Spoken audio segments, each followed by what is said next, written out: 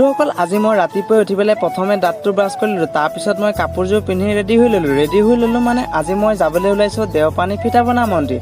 আৰু মায়ে বনাই দিলে ৰাতিপুৱাই মোক মালপোৱা আৰু এইফালে লাল চাহখিনি খাই ল'লোঁ।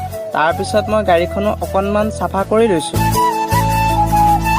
বন্ধুসকল মই আহি পালোহি এতিয়া কাজিৰঙাৰ নিচেই কাষত লাগি থকা হালদিবাৰী বুঢ়ীমাই মন্দিৰ। আৰু মই তাত খন্তেক ৰৈ মাৰ আশীৰ্বাদ লৈ আকৌ মোৰ যাত্ৰাটো আৰম্ভ কৰিলোঁ।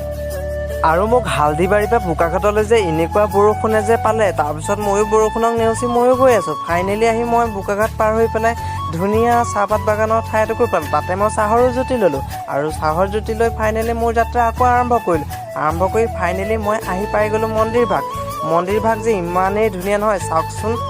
বন্ধুসকল এই মন্দিৰ ভাগক আচলতে ফিতাবনা মন্দিৰ এনেই নাম দিয়া নাই, কিন্তু চাওকচোন ইমানেই ফিতা বনা আছে নহয় আপুনি হিচাপ কৰি উলিয়াব নোৱাৰিব।